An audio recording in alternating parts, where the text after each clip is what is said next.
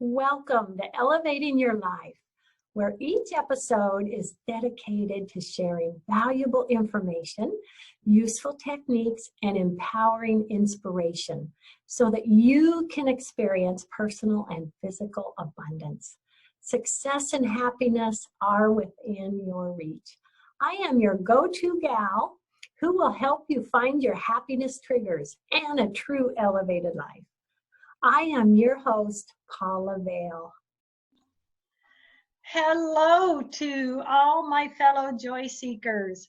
Welcome to Elevating Your Life with Paula Vail. Another great show today. I have an absolute amazing guest to share with everyone. I'm so excited. Today we are chatting with Jared Rosen. He is the founder of DreamSculpt. He is an innovator in digital media publishing. He has published over 50 media-enhanced ebooks for many best-selling authors and filmmakers, and has published dozens of books in print. Jared is the author of 3 books, including the groundbreaking book, The Flip. As a thought leader, he has presented in venues ranging from TEDx Malibu to McKinsey and Company, Sydney, Australia. In 2000, Jared co-created the Children's Emotional Literacy Project, endorsed by Mayor Richard Riordan and Norman Lear. First off, thank you, Jared, for joining us today. Thank you for having me on your show. I'm just thrilled and just honored. I would love you to share if there's any more you'd like to share about your background before we begin, and where you're at today. See that background? I love it. I used to be an abstract expressionist painter, so there we go, a real background. I just I love all the arts, and have really enjoyed working with authors with books, and I'm sure I'll share more on as we have our dialogue. Yeah. Yes. Well, let's start out with basically what is DreamSculpt books, and what is that all about? Yeah. Well, it started out DreamSculpt Media Incorporated in 2010, and I actually did start with 4 books that were relatively traditionally published and were in bookstores and such, and something happened around that time. I had my book, The Flip, had come out in 2006. And I decided, I had a lot of amazing thought leaders from all over the world. It would be so cool if I could combine video and books. And so I began working with an approach of putting videos and audio into ebooks. We called the M2 ebook, media enhanced ebooks, M2 like M squared. And yeah, we did this for quite a few, best-selling authors. Jack Canfield, we know, wrote Chicken Soup for the Soul, co-wrote it. And from that process, what I really began to learn was that people really want things very succinct, and so we made these books available, 20, 30 pages, and it would lead to obviously a larger book.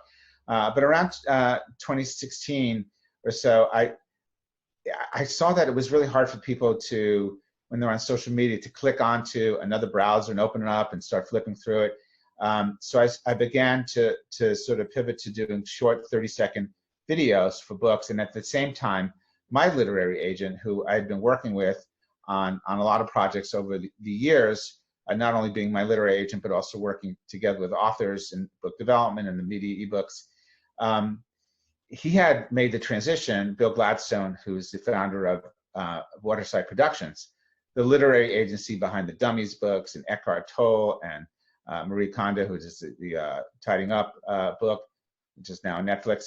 I decided, well, let's get DreamSculpt as an imprint, and let's develop. What I love to do is to help the author, the individual, develop not only the book concept, but really their idea that can be their platform. It could be media platform, it could be books, it could be whatever it is, but founded in really the authenticity of the author. And that's what I started well, really basically around 2016, 2017, we've worked with over 30 authors and 10 books already out, 20 in development, to develop really a very original, authentic books and to get them off the ground and help build the platform. And that's basically what we do. So you are assisting the authors when they are still in the process of writing their book and putting it together, correct? Well, it varies. Sometimes people come to us. I've had, author that wanted to take a dissertation and transpose it into like a pop book. Sometimes it's harder than the person that comes to me that wrote down the idea of the book, in the back of a napkin at Starbucks at 2 a.m, and that's like, oh, I see what we can do. But whoever it is, the challenge, whatever it is to find the title that's going to be the most compelling title to help them create the structure. So in most cases, we work with people right from the start because the structure is so important that in being an author yourself, it's the sequence of the chapters, and we work a lot with mostly nonfiction books and leadership and mind, body, spirit, and a lot of didactic people that have a lot of information to share. But I really believe that the literary tradition is really about storytelling. So we have a certain approach where we work with authors and help them build the storytelling into their more, nonfiction type of book, more of a creative version of nonfiction. So it's both that, and also it's not just a book, since we're media as well. It's how do we message it? How do we take the message of the book and in 30 seconds create a social media book video? You can call it a trailer that is not trying to sell a book, but is giving something of value to that person in 30 seconds. That's wow, I really got that. Thank you, and I want to know more about that. So our approach is very holistic. It's looking at the book is the centerpiece, and but you want to have a cross-platform approach, as well as you do. You have a book, but you also have radio show. So it comes in really handy when you write a book and you have other means of sharing your work. Yes, and I would think that part of that is thinking about your readers and what you can create that's going to draw your readers in and really be something they're looking for. I kind of thought about that when I was writing my book. What can I share that my readers can really take something from, get something out of? Is that part of it? Absolutely. Well, one of the first things I do when I work with an author is basically, you can call it a synopsis, but you could write a couple of page synopsis, but we're going to publish the book. We're working with you to develop it. And there's only about room for 75 words in the back flap of the book. So when people pick up a book, let's say at a bookstore, in those 75 words, is there enough that they're going to learn about what the book's about, understand that you're qualified to be writing it, and what are they going to get after they read it? How will it change their life?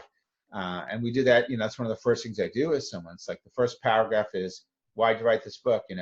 I was compelled, I was inspired, after so-and-so, after a car accident, I discovered whatever it is, having 3 PhDs in molecular biology from Harvard, whatever it is, you position yourself, and that's the author, right? And the author needs to be authentic, and in a way it needs to be the authority, even if it's the authority of your own dream, and as well as also what are they going to get out of the book? So it's very important, I think, from right on to say, well, and then you really understand the culture of your reader, the mindset of your reader. I mean, right from the beginning, when I work with people, I have them close their eyes and visualize they're in a room. How many people are in the room? Is it 10, or is it? I've had somebody say 10,000. I'm like, okay, but then let's imagine that room and imagine divided in half and say, male to female ratio. In most cases, this is the higher ratio for women because women, more women buy books or read books than men. But we'd start understanding now, and what's the median age? Well, there's somebody that's 18, there's somebody that's 90. So, but we find that median age and say, okay, so the reader's a 30-year-old woman that likes to shop at Whole Foods, something like that. You kind of really getting into their mindset and who they are, because you're building a relationship and you're speaking to them when you're writing the book. And that's the difference between a nonfiction book that's just like, the 5 keys to happiness, key 1, drink a lot of celery juice, as opposed to storytelling, where it's like, oh wow, you've been there. I'm seeing through your eyes, through your vantage point.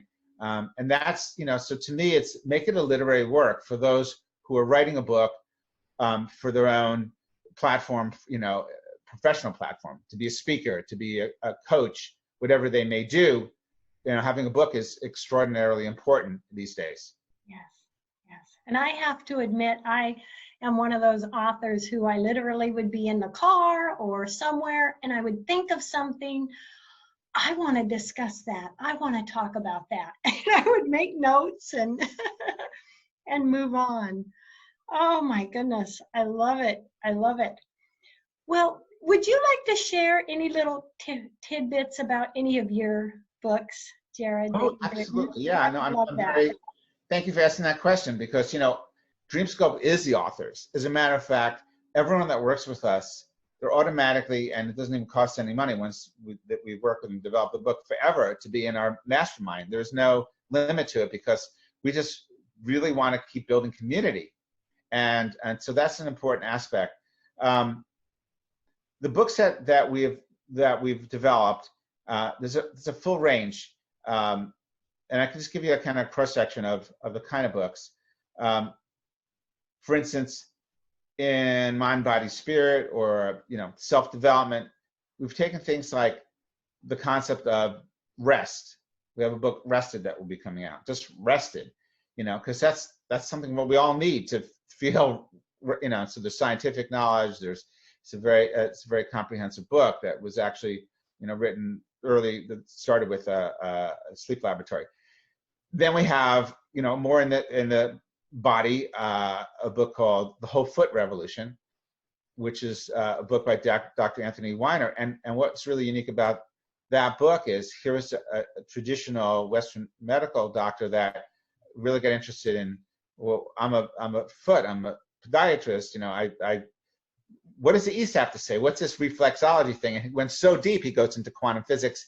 And the one thing that we did when we produced a video, like for that book, for instance, was what's the takeaway that we can give somebody in 30 seconds? So the video, which is on our website, all the videos, we have at least a dozen videos for some of the book titles on dreamsculpt.com. Dream, like go to sleep, dream, sculpt, like a sculptor, dreamsculpt.com. And that particular video shows you how when you walk barefoot on the ground, that there's a piezoelectric charge that comes into through your feet and charges the bones. And I'm like, wow, we plug in our phone to charge it, but we don't plug in our feet to charge the earth. So I keep thinking of like angles that will be valuable to people. So most of our titles move in that direction. And then when somebody does a memoir, one of the memoirs, one of the early ones that we published, well, recently, because we just started publishing again in this form in 2017. It's called Someone Else's Shoes. And Mary Bob Straub, it's had a really incredible life and very interesting, and really, she's got a lot of wit, and so it's basically a memoir. But at the same time, it's like, well, if you're writing a memoir, how are you going to get out there? What's the thing that you talk about? So we use the subtitle, Someone Else's Shoes, and it's called Walking the Muddy Path to Personal Sovereignty. And that's now, her books are actually, are in, unfortunately, these hotels are not doing too well right now, but the Four Seasons and the Ritz-Carlton hotels, where actually the books are in the room.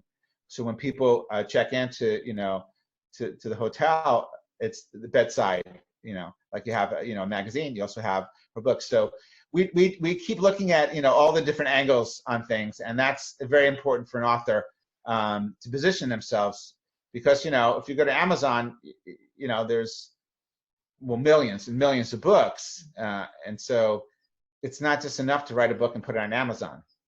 Yes, yes. And I've learned a lot with having written a book.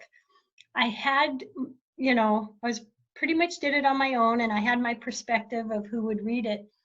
But for example, I shared being bullied in junior high, and one year I didn't even take my coat off. And I've had people that have read my book say they've shared that with their teenage child, and it really helped them. What I did with that, I had not even thought of that. I mean, there's so many things which I bet you realize that readers will take from a book and the different things you share. Absolutely. It changes people's lives. And that's why I'm so dedicated to, we're media as well. And I have a couple of film projects and things that I would like to get off the ground and other things relative to media. But books in general, it's a beautiful thing to have a bookshelf. And it's a great thing, if you have children as well, because like you're saying, it's, everyone has a story and everyone can relate to a story. And it's how we teach people. It's, how indigenous cultures teach. It's through storytelling. So I think it's an important part of our evolution is to continue to have books. Even when I did the books and, we have books that have video in it, it's still a book. And it's just it's a new evolution of a book. But, I know a lot of people won't even read ebooks anymore because they're on their devices all day long. When they want to read, they want to just say, you know what, I want to, go get a blanket, go make a fire, and turn the pages. Yeah, that's me. And really, gosh, it's an honor to be an author. I think it really is an honor to author a book and be part of that community of all the thousands of books out there. It's a tradition. It's a tradition that is so important for us to thrive. And so, I do believe that people's habits of reading have changed. And that's why we don't develop books that are 300-400 pages.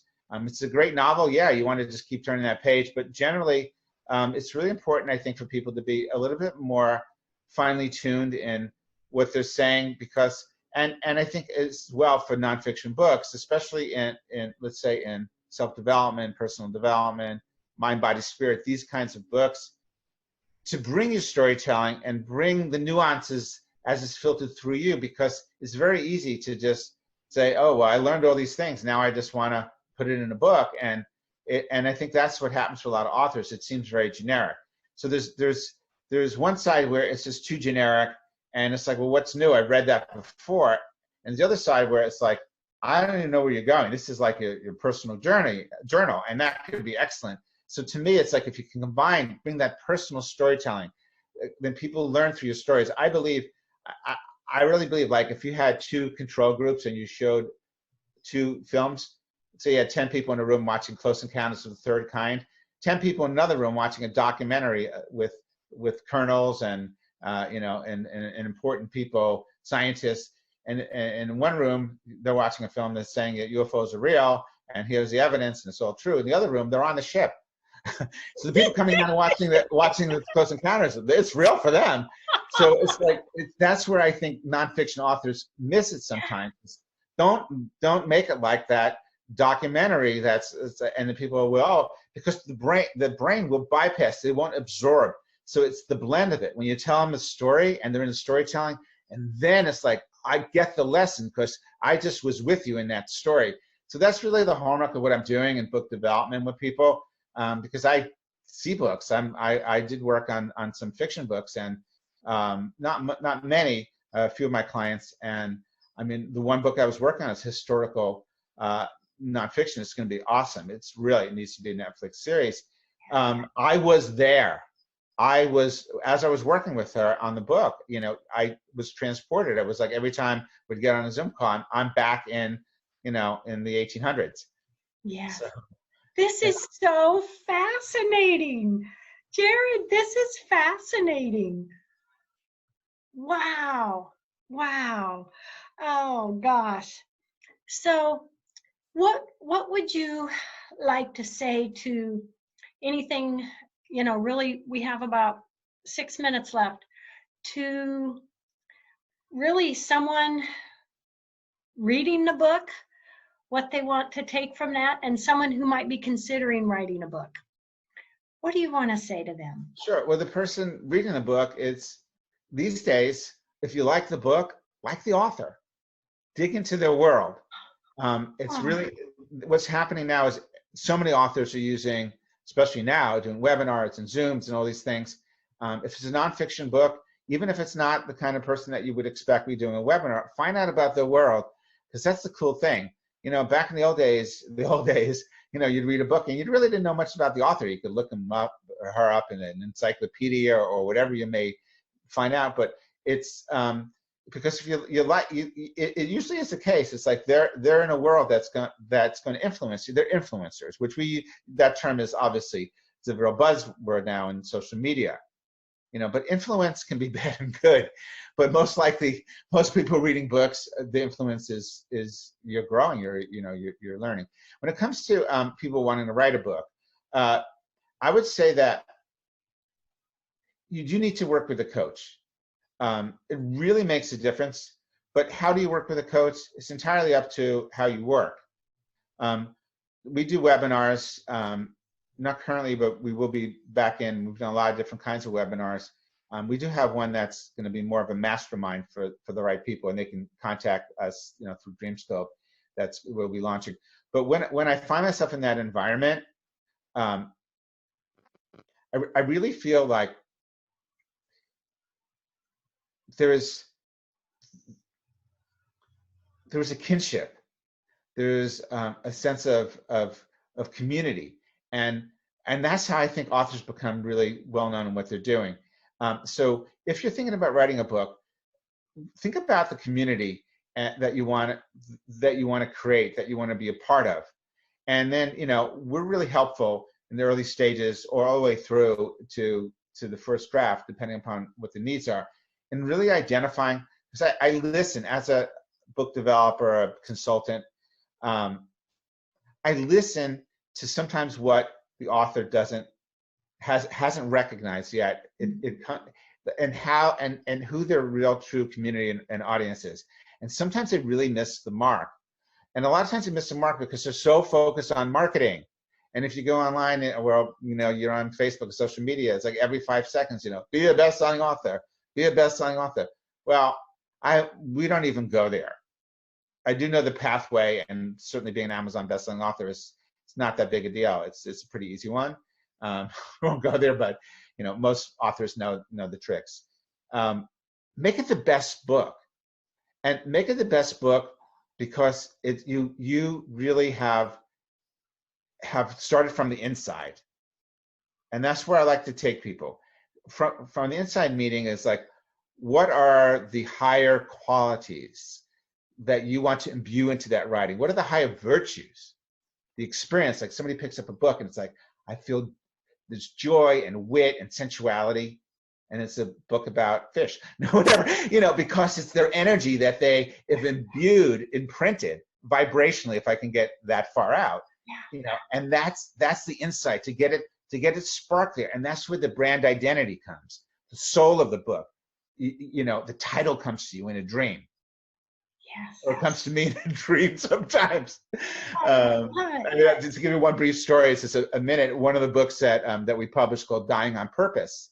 There's a fellow, Richard Steinhardt, who's was in the business world for many, many years, and had a heart incident and was hospitalized and flatlined, and never had any spiritual interest in that moment, was out of his body, and in his experience had a voice that basically said, it's not time. We've heard that before too. Mm-hmm. So he came to me and he was like, I want to write a book on a near-death experience. And he goes, but honestly, he goes, I just did a Google search and it was like 1,200 books about near-death experiences. And I was like, okay. So I went and I took a walk. I'm walking by the creek where I used to live up in Sonoma. And it just came to me. It was like a voice said, dying on purpose. I'm like, what? Oh. Dying on purpose. So I get back on the phone with him and I say, have you ever thought about a book about life purpose? He goes, yeah, that's the next book I think I want to write. I said, well, maybe that's what the book is. It's not just about your near-death experience, well, okay, so you went out of your body and all that stuff, whatever that means. But what you heard, a lot of people know that. And that's basically what do you still need to reconcile in your life? Yeah. What dreams do you still have? Or the beautiful line by Goethe, don't die with your unfinished music in you. So the dying on purpose is like, if you die tomorrow, we're able to take the book and say, okay, well, let's make a little inventory. If you die tomorrow, there's still people you need to forgive. If you die tomorrow, are your kids know where your passcodes are or whatever? So they can get into your bag, whatever it may be. See, we have to really find the niche, and that's why that book was an Amazon bestseller, because when you actually have that niche, it's specific, and then you find that specific community of people like, I really need to read that, especially people that are contemplating their own mortality. Yeah. Yeah. Just to keep things current is kind of what's happening now, as in time and space, we're in this pandemic, and many people are actually right now coming to me saying, I want to write that book. Not only because they have the writer's retreat, formerly known as the lockdown, but they're like feeling like, I have something I want to, what if I die tomorrow? Yeah. I want to So share. sorry to go heavy on you, but. Yes. Oh, this is Jared, you are so awesome. My gosh. Yeah. Well, before we say goodbye, please share with everyone how they can learn more about you and what what you can do for them, and just your information, please. Absolutely. Well, anyone can contact us. The first thing is come and explore what we do on dreamsculpt.com. DREAMSCULPT. One word, Dream Sculpt. And you go to dreamsculpt.com. You can go into the media tab. You can see some of the M2 ebooks we've done for some really cool people like Will Arndt that made the movie What the Bleep. Then you can also see the videos we've done, including the one I talked about with how to charge your feet and all that, as well as the books, and more books coming. You only have about 10, but we have 20 in development in the next month or so. And dreamsculpt.com is where you can also contact me, or you can actually contact me directly. I'll just give you my email address. I'm Jared Rosen, JARED ROSEN, one word, Jared Rosen, at mac.com, M-A-C. I'm an old Mac guy. Jared, thank you so much. You're welcome. It's been so fantastic. Oh, absolutely. A pleasure. Wow. I'm really happy that we have a chance to have this conversation. So thank you. Oh, I'm just so thrilled to share you with my Joy Seekers community. This was fantastic. And to everybody out there, thank you for joining us. Love, hugs, and blessings. Jared, love, hugs, and blessings. Thank you so much.